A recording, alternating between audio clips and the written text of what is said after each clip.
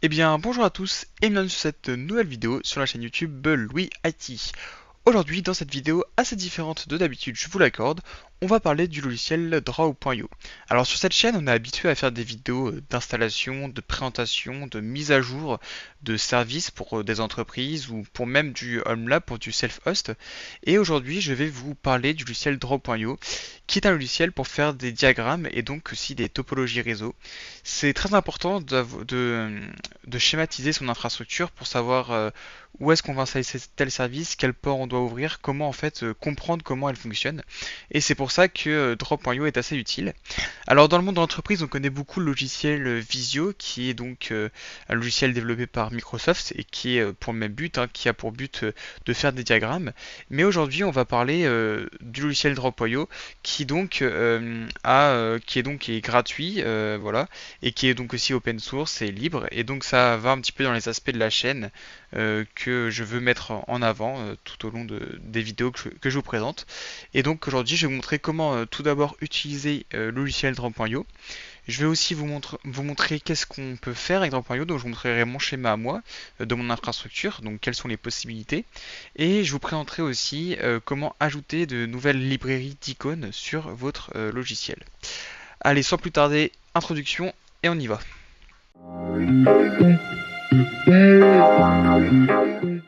Alors pour commencer, sur Draw.io, vous avez plusieurs façons d'utiliser le logiciel. Vous avez déjà la façon en l'utilisant directement via le navigateur et avec cette URL là, donc aptdiagrams.net. Alors par contre, ça m'a pas supprimé ce que j'avais fait juste avant. Hop, et en fait, vous avez donc la possibilité de l'utiliser comme ça et donc voilà de pouvoir créer vos schémas et tout ça directement en ligne. Mais vous avez aussi la possibilité de l'utiliser en version desktop. Donc moi c'est la plupart du temps j'utilise en version desktop. Hop, donc je vais lire ici et je vais vous montrer version desktop. Donc moi je suis sur système Linux sur Ubuntu. Donc c'est disponible, l'application est aussi disponible sur Windows et sur macOS si je dis pas de bêtises. Et donc voilà. Donc là on va créer un nouveau diagramme ici. On va faire un diagramme vierge. Hop, et voilà. Et donc voici à quoi ça ressemble. Donc votre interface, elle est de cette façon. Donc ici vous avez votre grille, alors qui est donc que vous allez pouvoir agrandir. Alors ça va être agrandi, vous allez pouvoir l'agrandir en fait uniquement si c'est nécessaire. Donc c'est-à-dire que ça va rester toujours comme ça. Mais par exemple si je place un bloc ici, hop, il va avoir besoin d'agrandir. Et là en fait, si je le mets par exemple aussi là, hop, et là on peut voir qu'on a eu donc 4 plaques qui ont été créées. Mais autrement, si vous avez qu'une plaque nécessaire, il n'y aura qu'une plaque, ça se crée automatiquement. Et ça, c'est plutôt un bon point, on n'est pas obligé de chercher dans toutes les options pour ajouter des pages, choses comme ça se fait automatiquement. Et puis aussi, on n'a pas besoin d'avoir 4000 pages si on n'a que un petit bout de papier qui est utilisé entre guillemets. Donc ça, c'est déjà un bon point.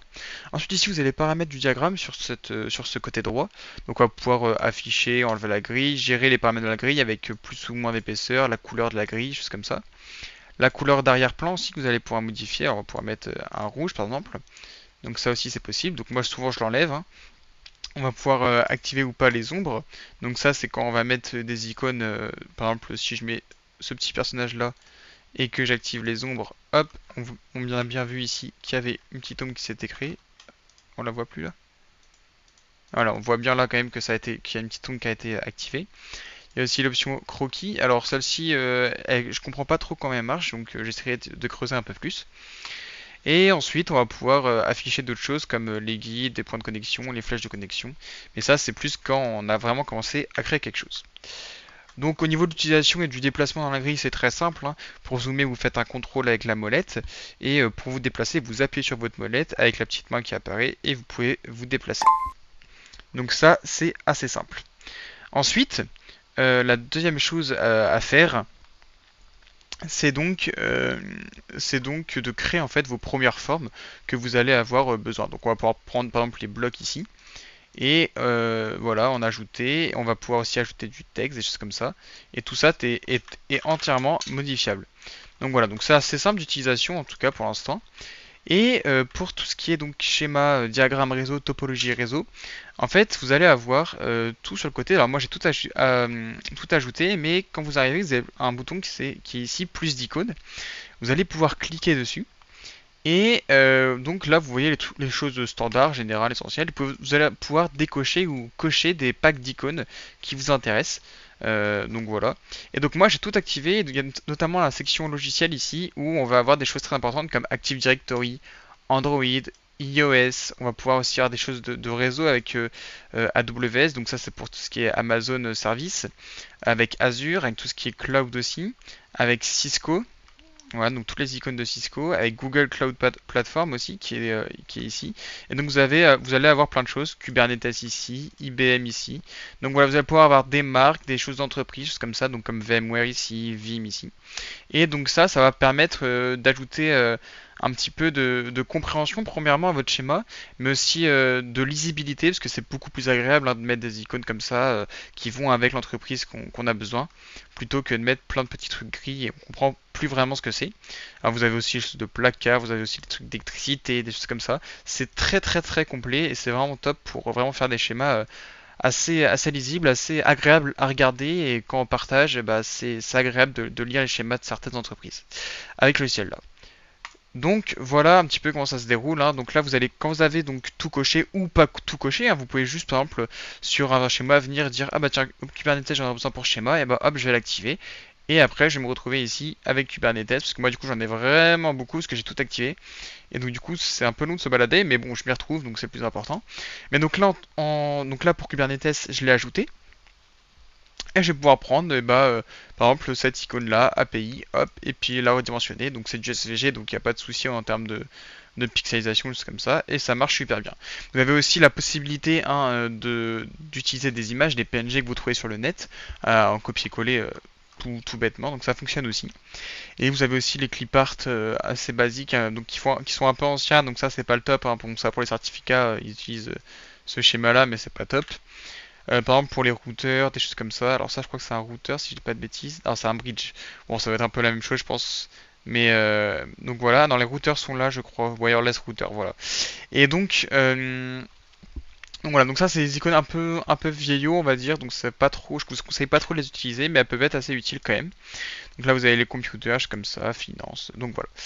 C'est assez utile et voilà, ça permet d'améliorer en fait la lisibilité de nos diagrammes. Voilà pour ce qui est de l'utilisation assez simple de Draw.io. Désormais, je vais vous montrer le schéma que j'ai fait pour mon infrastructure avec donc Draw.io. Donc ce que je vais faire, c'est que je vais vous faire ouvrir récent et c'est celui-ci. Et donc là, voici à quoi ça ressemble. Donc ça c'est sur donc voilà, j'ai eu besoin en fait que de ce petit bout là. Et donc, comme je l'ai pas mis sur les traits ici, ça va pas recréer une deuxième page. Et donc, toute cette page là est libre en fait pour continuer. J'ai pas eu 4 pages qui se sont créées parce que je me suis concentré que sur un endroit où voilà, j'ai pas eu de soucis sur ça. Donc voilà, donc ici j'ai fait ma Freebox. Donc j'ai pu ajouter aussi du texte, hein, donc ça rend très bien aussi. Avec mes adresses IP, le switch, c'est comme ça, où j'ai pu faire les ports, la connexion avec les flèches aussi, qui sont très très personnalisables. Donc voilà. Et donc là, j'ai aussi fait donc l'environnement virtuel qui dépend de ce SRV01 ici, avec donc mes ponts, mes choses comme ça. Et voilà à quoi un petit peu ça ressemble. Vous voyez, j'ai pu importer la petite image de pfSense qui n'est pas de base. Pareil pour le logo de Debian. Et pareil pour tous ces services-là, Grafana, Docker, MDAL, Portainer, InfluxDB, Xivo pour mon serveur de téléphonie IP. Et donc voilà un petit peu à quoi ça ressemble. Et désormais, je vais vous montrer comment ajouter des icônes à votre logiciel Draw.io. Alors pour ça, je vais vous conseiller d'aller sur la page web qui est donc sur le GitHub en fait de JGraph et avec le répertoire Draw.io-libs. Et donc en fait, ça vous propose plein de librairies déjà faites avec notamment plein de choses hyper intéressantes. Et pour voir à quoi elles ressemblent, vous allez juste pouvoir cliquer par exemple ici, et là on voit que là j'ai cliqué sur Gnomicon, ça me l'a ajouté, et voici à quoi ça ressemble un petit peu. Donc là vous avez donc des choses comme ça, voilà. C'est un peu vieillot aussi, mais ça peut être un petit peu utile quand on a un parc informatique vieillissant pour faire aussi le parallèle entre de nouvelles machines et les anciennes, bah ça peut être quelque chose de pas mal. Là le petit logo pour internet est pas mal aussi. Donc voilà, c'est assez cool, et donc vous en avez plein, vous avez alors les chart icônes, je sais pas ce que c'est celui-ci. Chart icon il est là. Ah ouais voilà, donc là ça peut être plus tout ce qui est finance, mais ça peut aussi être utile, hein. On peut faire aussi illustrer quelque chose de monitoring avec des images comme ça. Voilà, ça peut être pas mal. Vous téléchargez en fait ce dossier libs, donc ça c'était juste pour faire des petits tests. Donc là Fortinet on peut voir qu'il est ici et que toutes les icônes là sont bien en XML, donc normalement ça fonctionne. Et donc ici vous revenez ici, vous allez faire fichier, donc ça c'est pour l'application desktop. Vous allez faire ouvrir une librairie, hop, vous sélectionnez ici, vous vous mettez dans le dossier que vous avez enregistré, donc en l'occurrence c'est informatique et Drawio et review libs et du coup peut-être Fortinet. Et on va prendre VM Components XML. Ah voilà, donc voilà, tout est ici pour Fortinet. Donc j'ai juste à en fait, entre guillemets, m'amuser. Alors peut-être que je dois pouvoir... Ah non, je pense pas, parce que c'est une librairie, c'est écrit. Mais vraiment, je peux faire, disons, Generic Product, par exemple. Hop, donc là, lui, il va se charger aussi, normalement. Et voilà, donc là, j'ai tous les produits de Fortinet en petite icône que je vais pouvoir lier à mon diagramme. Donc voilà pour l'ajout d'icônes personnalisées sur Drop.io. J'imagine qu'en cherchant sur le web aussi, vous pouvez créer votre propre librairie d'icônes qui vous intéressent. Et donc voilà, c'est assez complet.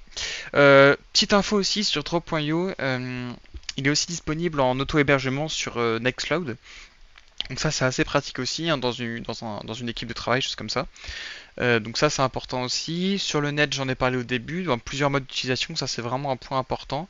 Et je pense que c'est vraiment une vraie alternative à Visio puisqu'il est totalement gratuit, il n'y a rien de payant en fait. Et puis le fait qu'il soit aussi possibilité d'auto-héberger, bon, on peut vraiment garder des données sensibles hein, parce que quand on fait des schémas réseau, juste comme ça, il y a des choses assez importantes. Alors là, moi c'est mon infrastructure qui est pas ouverte de l'extérieur, donc on s'en fout. Hein, les IP, il y en a plein qui ont des mêmes IP, donc on s'en fout. Mais quand c'est des IP publics ou des choses comme ça, bah ça peut être assez confidentiel, surtout dans certaines grandes entreprises. Et je pense que voilà, venir avec quelque chose qui est auto-hébergé, c'est super important. Donc voilà, j'en ai fini pour cette rapide présentation de Drop.io. J'espère qu'elle vous aura plu cette vidéo et qu'elle vous aura aidé et fait aussi découvrir autre chose, c'était le but. Si c'est le cas, n'hésitez pas à vous abonner à la chaîne YouTube, à liker la vidéo aussi, à commenter si vous avez des questions, des remarques, des avis sur ce que je viens de dire dans cette vidéo. Moi je vous dis en tout cas à la prochaine et allez, ciao!